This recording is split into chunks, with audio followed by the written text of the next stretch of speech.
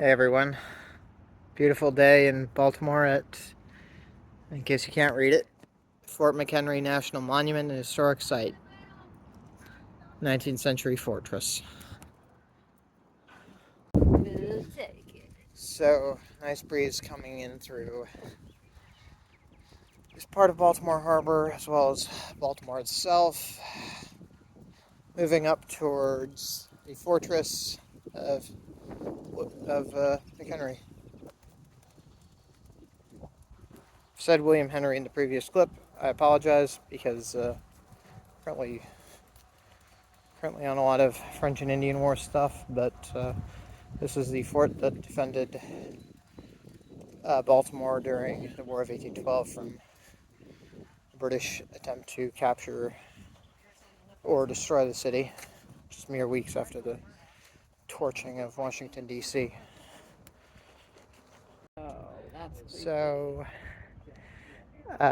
last year, the Francis Scott Key Bridge over, correct me if I'm wrong, it was that one? Yeah, the Francis Scott Key Bridge was destroyed in a pretty bad accident, and you might be able to see it behind me. You can kind of see it. There's a point where the bridge sort of vanishes. That's where the bridge was destroyed. As a consequence, the traffic, I believe, on the Baltimore Bay Bridge has gone through the roof, as has traffic in the tunnel, which cuts under the harbor. So you can kind of see from out of the way. So you can kind of see how the walls are laid out. They're done in a pretty traditional 18th, early 19th century style where the walls are pretty short. They're slightly slanted, which is better for deflecting cannonballs, or at the very least making sure that they don't cause too much damage. The walls are actually also pretty thick, which we'll see in a moment. Walking up to the parade ground of the fort, you can kind of get a sense of what some of the fortifications, the outlying fortifications, are like. Back there you can see one of the fortress exterior gun emplacements.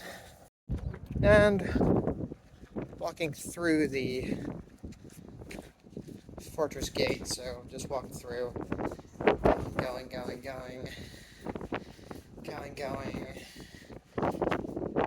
and through. I'd say it's probably about 16 or 18 feet.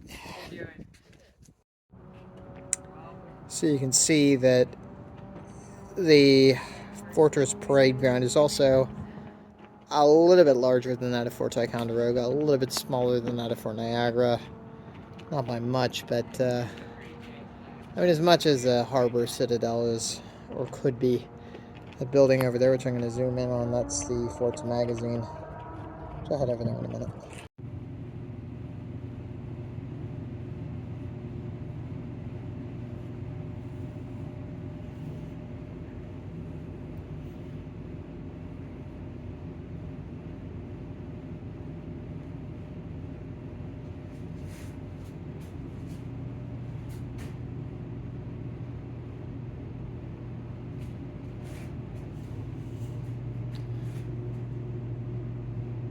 So Ross is the one who torched Washington, or the White House, at the very least, a few weeks before.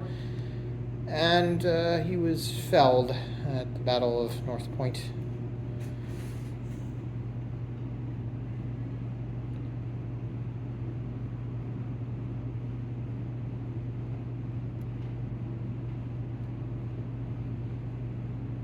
But nevertheless, the Battle of North Point really sent American morale bouncing back, which had very badly shaken during the defeat at Bladensburg in front of Washington a few weeks previous.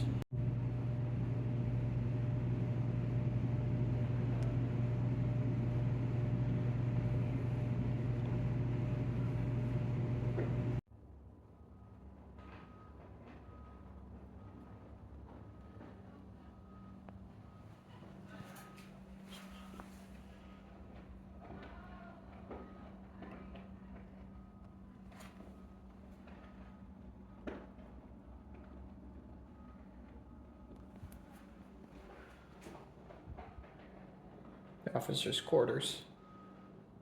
And their dining room. The powder magazine. At the time, this would have been full of gunpowder. And at one point, a British shell actually broke through somewhere up in one of the walls on this, possibly up here, and very nearly went off.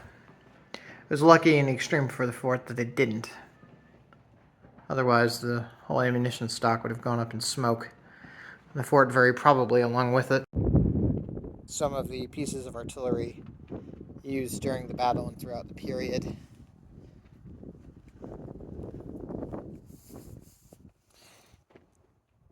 And so one of the British artillery shells. Let's come over the rise here. This is one of the American gun emplacements in 1814. And you're able to see the bridge a lot better from here.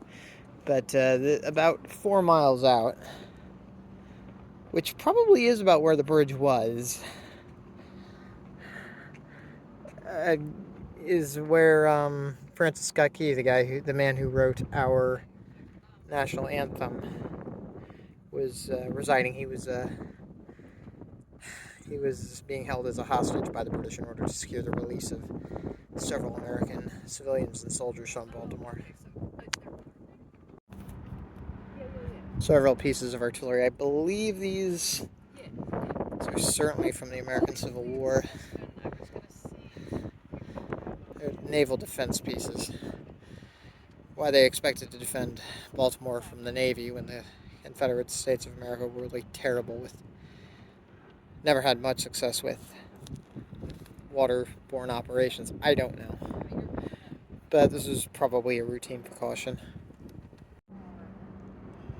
But so down there, you see a gun emplacement of 4 American naval guns. These are the types of these are the type of siege, or not siege, but naval cannon that would be used to defend a place like a fortress. Mostly because you can rig them up so that they won't fly all over the place. That's what those ropes are for. You can see them. You can see them hooked on the base around the base of the wheels of the gun. And besides, their 4 wheels are pretty bad when you're talking about rough terrain. Thanks for watching my tour of Fort McHenry in Baltimore Harbor. Can you see? Damn it. I framed this shot up perfectly a second ago.